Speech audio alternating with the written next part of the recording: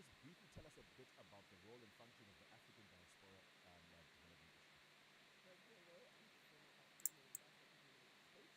Upon leaving my post, I started this organization called African Diaspora Development Inc. Why did I start it? Part of my mandate as the African Union ambassador included, in addition to engaging the US government, mobilization of the African diaspora.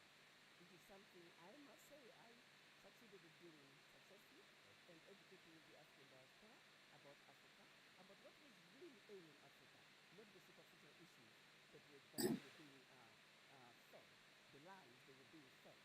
So I succeeded at letting the diaspora to refocus, to really understand Africa from the root causes of why this beautiful African tree of life was ailing.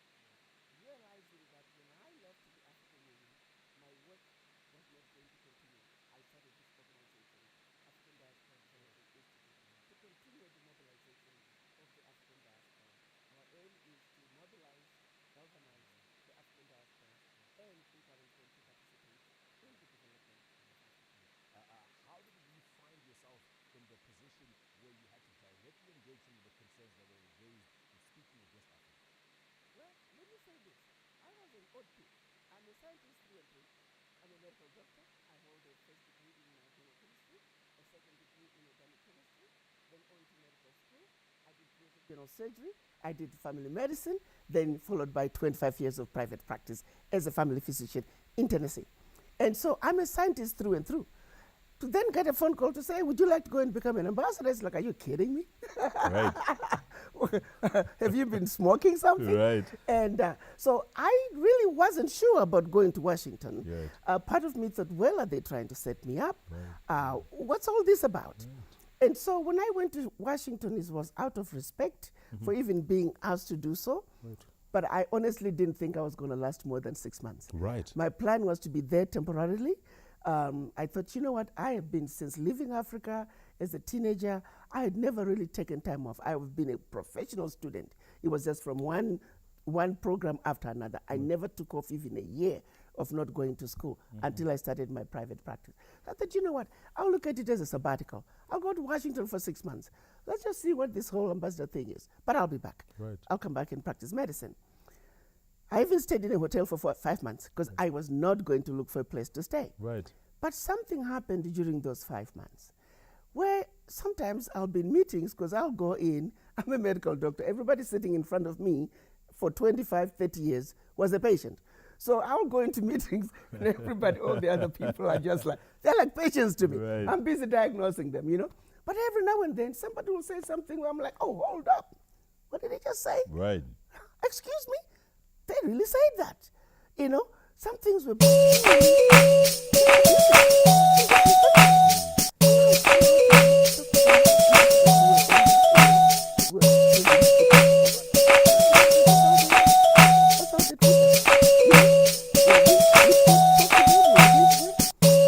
Whatever we say, never goes. Whatever the US wants is what goes. And so, as I began to engage them and I began to see the disrespect, I even had a couple of trips, to Africa during that time. And even on the continent, the same thing is happening. But also what was really concerning was that even the Africans are not speaking up. Right. I had a few incidents where ambassadors would go to meetings and then they'll come to me and say, but ambassador, why did they say that? And I'll say, Excellency, I wasn't there. Why didn't you speak up? And sometimes I'll pick up the phone, I'll call the State Department, I say, hey, I got an ambassador who needs to talk to you. Right. You know. So something happened by fifth month. I said, you know what? I'm going to hang around a little bit longer. Right. I won't tell you the words I used. They were choice words. I'm going to hang around a little bit longer and kick a few you know what. Right. You know, because the abuse was blatant. It was infuriating. You know, and then I began to make friends who were staffers. Right. And they'll just tell me. They said, yeah, when we go to Africa, we are told no matter how low the rank a person is, and even if an African head of state is in the room, the American officer in the room is the most important officer in